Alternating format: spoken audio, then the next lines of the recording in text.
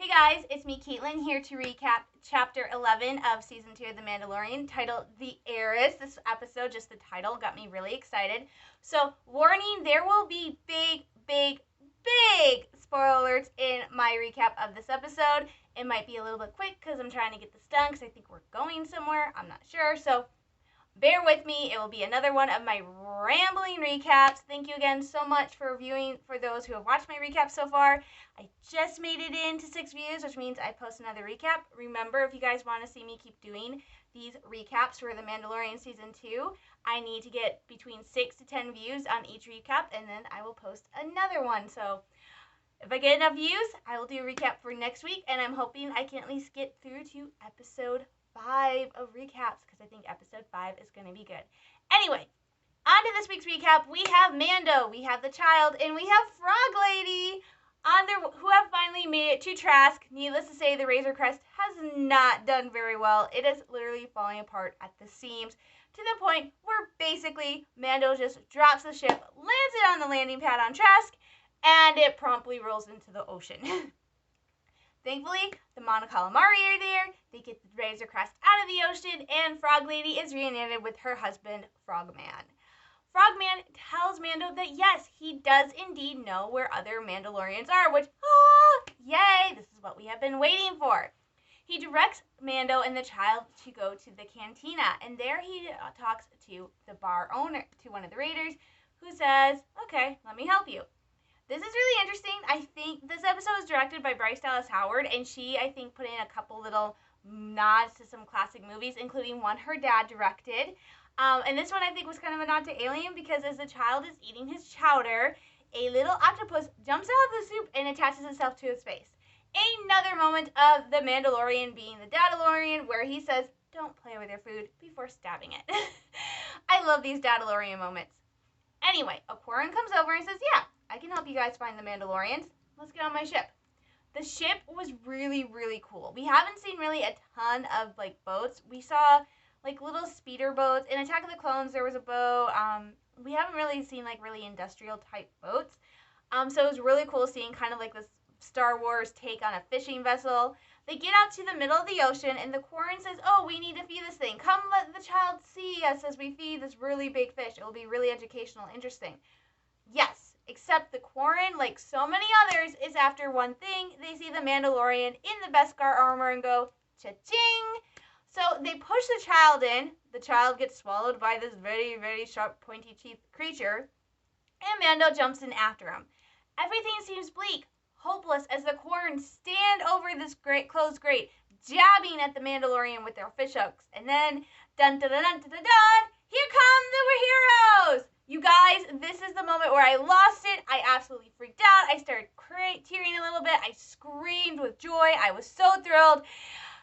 It was the Night Owls and Bo-Katan. Okay, if you guys have not seen Clone Wars, you guys need to go back and watch Clone Wars. I think it is very important to watch Clone Wars and even Rebels to watch The Mandalorian and be able to understand why some of these characters have us freaking out.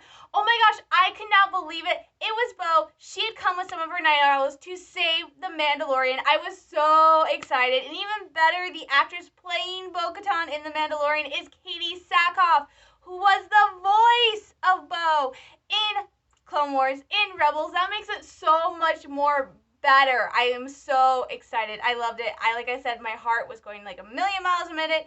I was so excited. Bo-Katan is one of my favorite characters from Star Wars. She's one of my favorite Mandalorians. It was really cool. But it did not get off hunky-dory between Mandalorian and Bo's Night Owls. Here's the reason. The Mandalorian so far has followed this kind of creed. And it's gotten me and a lot of other people thinking, why is they so strict about not taking off their helmet when we have seen Mandalorians that are a little bit looser, they take off their helmets and they aren't strictly following this creed. Bo actually explains it, and it's kind of a theory I had come up with. The theory I came up with is that the Mandalorian that there are different sects of Mandalorian. Like I said, we've seen a couple, including new Mandalorians, which are 100% pacifists all the way. And so I'm going, there are different sects of Mandalorians. It's different religions and, stuff like that. I feel validated because I was correct. Bo actually explained it, and it's called Mando, a Child of the Watch. She explains in the chat that the Watch is actually a very, very strict group of religious zealots who want to take Mandalore back to the traditional old ways of Mandalore, which makes me go, Old Republic, all the way back, all the way back there. So that explains why the Mandalorian is so different from the Mandalorians we have seen in the past, because he's part of basically a religious cult. But that's not to say they're not great. Obviously, they do great things. He has a very strong sense of honor. So basically, I feel validated because what I thought was true actually turned out to be true. He is just part of a different sect of Mandalorians. Some people are saying it's an offshoot of Death Watch, which I'm kind of leaning towards.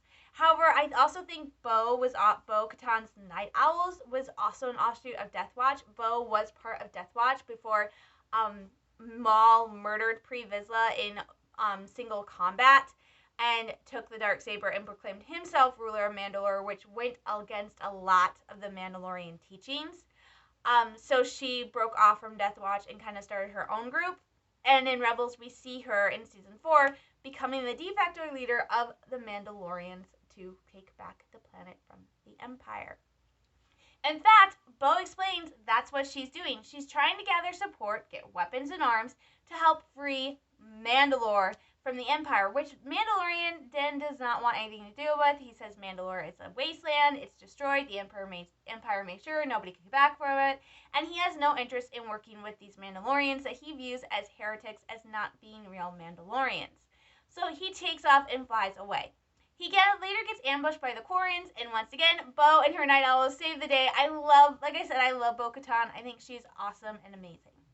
So finally, he sits with Bo-Katan, and she explains that they are trying to steal weapons from these Imperial cargo ships. Mando agrees to help them, but he can't take the child with him. So he actually leaves the child with Frog Lady and Frogman. This is really interesting. I saw some people asking whether or not the Mandalorian could survive without having the child. I actually think yes, it can, and here's why. There's not a lot, after Mando leaves the child, there's a lot in the show so far where we don't actually see the child, especially during these scenes where there's a lot of fighting. So do I think the Mandalorian can survive without the child? Yes, I think the Mandalorian can continue to survive and thrive without the child. Baby Yoda is cute. Baby Yoda is fun. It's nice having that little bit of comic relief. But I do think that the Mandalorian could make it without having Baby Yoda. Baby Yoda is just like this nice thing. It's a great plot point. And so at some point, Baby Yoda is probably going to be returned to the Jedi, to people who could take care of him. And at that point, I think the Mandalorian will just continue onward. That's just my opinion. I do think that's not going to happen, but I do believe that if the child is eventually returned to the Jedi or other Force sensitives, I do not doubt that the Mandalorian can survive with just Mando at the lead.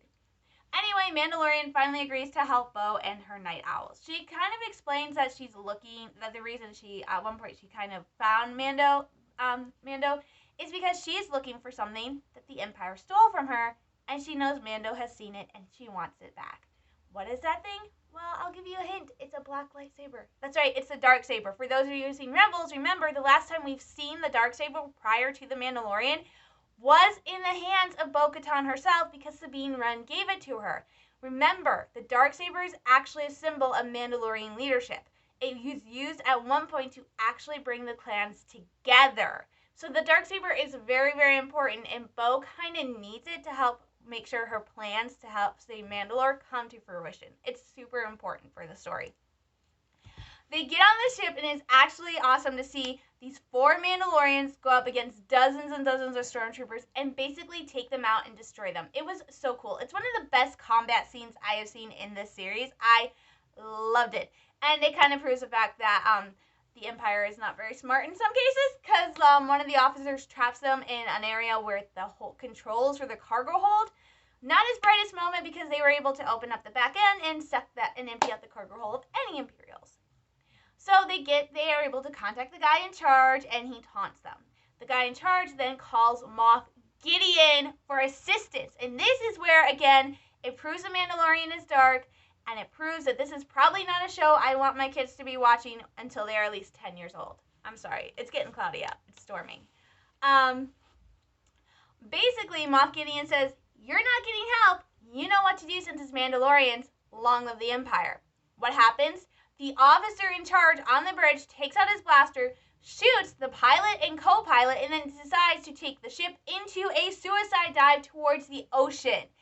This has Mando, Bo, and the Night Owls rushing to the front of the bridge, including a really cool shot with fire and explosions. They get there. Mando and one of the girls and one of Bo's Night Owls grab control of the ship, are bringing it up out of its suicide dive. Bo has her knife out of her gauntlet, has the officer up against the wall, and demands to know if Moff Gideon has the Darksaber. Like, literally, she says, the Darksaber. The officer's reply is, if you're asking, then you already know. And she demands that he tell her. The officer refuses, and again, this is a reminder that The Mandalorian is dark, it is edgy, it is taking Star Wars places I'm not sure I thought Star Wars would ever go. The guy commits suicide by biting down and basically electrocuting himself. It was like the Star Wars version of a cyanide tablet. And I'm like, oh my god, what did I just see? What am I watching? It was insane. The guy is dead. Bo is frustrated. But they have the weapons. They have some of what they need to save their homeworld. She quickly orders her Night Owls to prepare the ship for jump because they have what they need and they need to go meet up with allies. She turns to Mandalorian and once again offers him the chance to join her and her crew. They could really use him, and her goal is not just to save Mandalore, but to bring all Mandalorians together once again like it should be. Mando refuses because he has been quested to take the child back to its own kind. Bo decides that she will help him and tells him to go to this place. I can't remember where it is. I have my Wikipedia out because this is where it gets hard. I'm like, I love this episode and I can't remember the names. And will you stop doing that, flickering? I'm sorry, it's very dark out. She tells him to go to the city of Calodan on the forest planet of Corvus, and there he will find a Jedi named Ahsoka Tano! She literally said Ahsoka Tano. I freaked out just like I did when I saw Bo. I freaked out. I was screaming. I was nearly crying. I was so excited. I don't think I really paid attention to the rest of the episode. All I heard was Ahsoka Tano, and I freaked out because I have mentioned this, you guys. I have refused as much I have said I wanted to believe it, and I kind of believe it, that Ahsoka would be in The Mandalorian, that Boba Fett would be in The Mandalorian, that Bo would be in The Mandalorian. But because I didn't have any real confirmation, other than like an IMDb page, I wasn't going to let myself believe wholeheartedly that they would be in The Mandalorian. Bo said it! She's going to be in Ahsoka is going to be in The Mandalorian, and I just want to cry, and I'm so excited. It's like the best news ever for me. And I know I look really bad, but it's getting dark and cloudy outside because we're like storming all day. So I'm like, oh my gosh, this is the best thing that's ever happened to me. They did such a good job bringing Bo-Katan to life, and they used Katie Sackhoff to do it. But they're using Rosario Dawson for Ahsoka, so I'm not sure how it's going to go. But I'm super, super, super excited. And it was great. And the episode ended with Mando getting the child back and them setting off to go find Ahsoka in a ship that is still literally falling apart. Because basically the Mon Calamari just put it together with nets. But yeah, that was like the big takeaway from this episode. One, amazing episode. I think it is one of the best episodes of The Mandalorian to date. Prior to this, my two favorite episodes were was Redemption. That was my favorite episode. This is now probably my favorite episode currently is The Heiress. I loved it. It was so good. And we got Bo-Katan. Do I think this is the last time we will see Bo-Katan in The Mandalorian? No, I do not. I do not think it is the last time we will see Bo-Katan.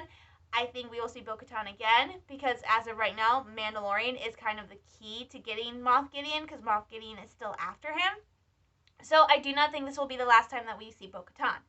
I'm sure we'll see Boba Fett again. We saw him in the first episode. I'm sure we'll see him again. Like, these characters that are coming in and they say they're just for one episode, that is something I refuse to believe because these characters are fan favorites, so I just don't think they're going to bring them in for one episode. Like, here they are, and then throw them away and never mention or bring them back up.